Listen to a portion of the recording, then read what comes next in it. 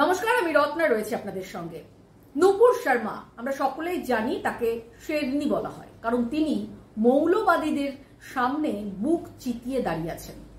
মৌলবাদীরা তাকে বলেছিলেন সর তন সে জুদা করে দেবে। মৌলবাদীরা তাকে বলেছিলেন যে জিন্দা জ্বালা দেঙ্গে। সেই নূপুর শর্মা রাহুল গান্ধী, যাকে 55 বছরের বালক বলা হয়, সেই রাহুল গান্ধীকে करारा जवाब दिलेन। की बोललेन नूपुर शर्मा, प्रथमे सेटा आगे शुनेन।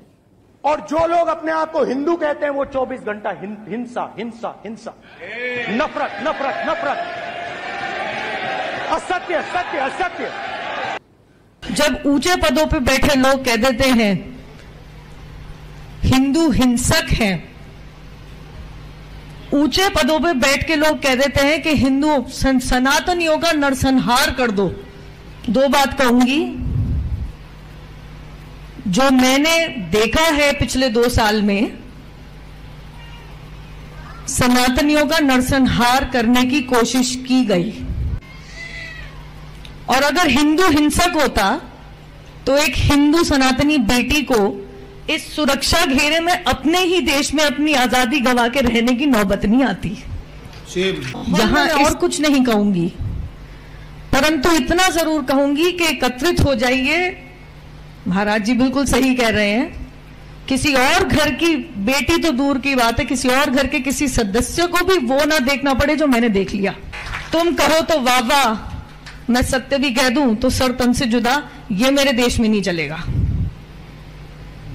मेरा देश भारतीय संविधान से चलेगा, किसी मजहबी कानून या शरिया से नहीं।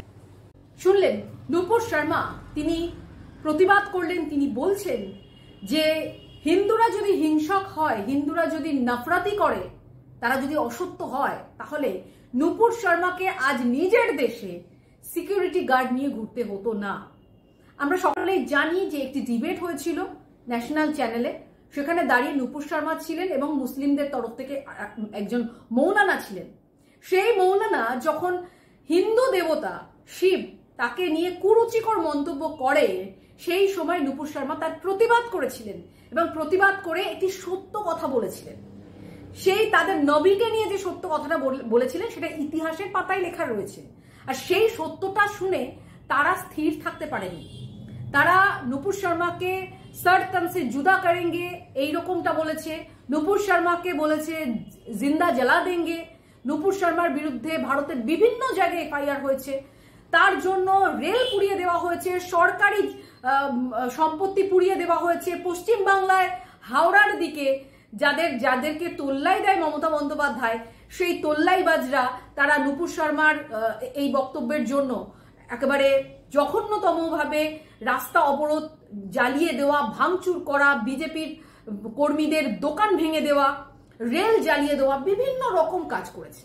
সেখানে দাঁড়িয়ে রাহুল গান্ধী, যার পিতৃ পরিচয় খান, যিনি ফিরোজ খানের নাতে, আর মা অ্যান্তনিও মেইনো, তিনি হিন্দুদের সম্পর্কে হিংসা হিংসা হিংসা, হিন্দুরা হচ্ছে অসত্য অসত্য অসত্য, হিন্দুরা করে কি নফরত নফরত নফরত।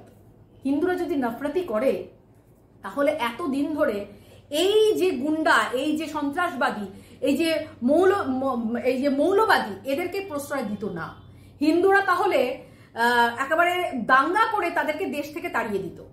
আর সেখানে দাঁড়িয়ে রাহুল গান্ধী হিন্দুদেরকে এভাবে আক্রমণ করছেন, আর হিন্দুরা বসে সেটা শুনছে এবং বলছে সেম সেম সেম। মানে যে কথার পরিপ্রেক্ষিতে নূপুর শর্মা এই বক্তব্য রেখেছিলেন, সেইটার যদি প্রতিবাদ করতো হিন্দুরা, তাহলে কি আজকে নূপুর শর্মাকে এই দিন দেখতে হতো? এবং আমরা দেখেছি পশ্চিমবাংলায় সায়নী ঘোষ, তিনি কিভাবে শিবলিঙ্গের মাথায় কন্ডম পরিয়ে দিলেন। সেখানে দাঁড়িয়ে সায়নী ঘোষ তিনি ঘুরে বেড়াচ্ছেন। অপরদিকে তসলিমা নাসরিন, তিনি বাংলাদেশেই ঢুকতে পাচ্ছেন না। তার দেশ, তার বাংলাদেশ, সেখানে মুসলিম দেশ, এবং তিনি নিজেও মুসলমান, সেখানে তিনি ঢুকতে পাচ্ছেন না, তাকে তাড়িয়ে দেওয়া হয়েছে দেশ থেকে।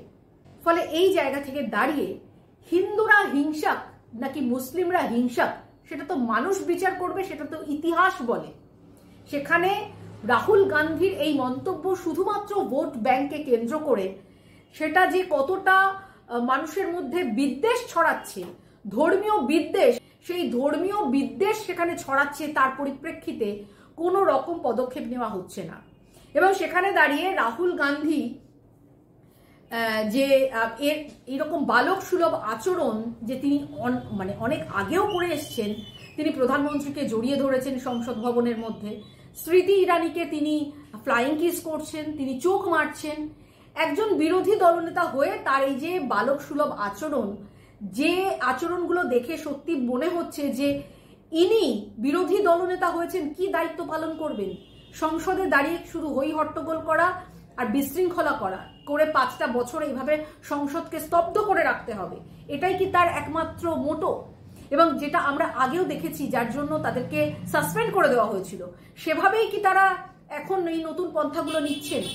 এবং রাহুল গান্ধীকে সেই সময় দেখা গেছে যে প্রধানমন্ত্রী নরেন্দ্র মোদী যখন বক্তব্য রাখছিলেন, শেষের দিন তার জবাবে ভাষণ দিচ্ছিলেন, তখন কিভাবে হই হট্টগোল করেছে এবং সংসদ ভবনে সাংসদদেরকে উত্তেজিত করেছে যে এভাবে তোমরা করো, এবং তিনি গিয়ে সেটা লিড করেছেন। সাংসদরা তারা বুঝতে পারছেন যেটা এটা অনৈতিক কাজ হচ্ছে, এটা একেবারে সংসদের নিয়ম কানুনের মধ্যে পড়ে না, বেনিয়ম করছেন তারা। তা সত্ত্বেও রাহুল গান্ধীর জোর জবরদস্তি তাকে তিনি এটাকে প্রশ্রয় দিচ্ছেন কি না, যখন প্রধানমন্ত্রী বলবেন সবাই চিৎকার করবে, অথচ তিনি যখন বক্তব্য রাখলেন সবাই কিন্তু সেটা শুনলো এবং তার কথা মন দিয়ে শুনলো সকলে। সেখানে দাঁড়িয়ে তিনি হিন্দুদেরকে হিংসক বলছেন, হিংসা হিংসা হিংসা, হিন্দু অসত্য অসত্য অসত্য, হিন্দু নফরত নফরত নফরত।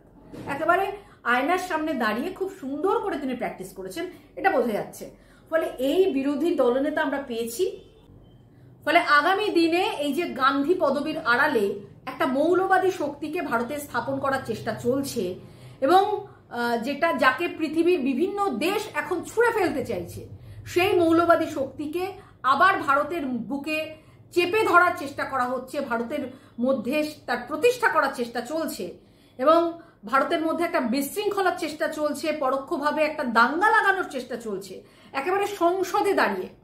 সেটা সহ্য করার ক্ষমতা হিন্দুদের আছে, যার জন্যই কিন্তু এখনো পর্যন্ত কোনো দাঙ্গা তৈরি হচ্ছে না। ফলে আগামী দিন এই ধরনের একজন বিরোধী দলনেতা পেয়ে দেশ কতটা এগিয়ে যাবে, নাকি দেশের উন্নতিকে স্তব্ধ করার জন্য তিনি মরিয়া চেষ্টা করবেন, সেটা পরবর্তী ক্ষেত্রের বিভিন্ন অধিবেশনে লক্ষ্য করা যাবে।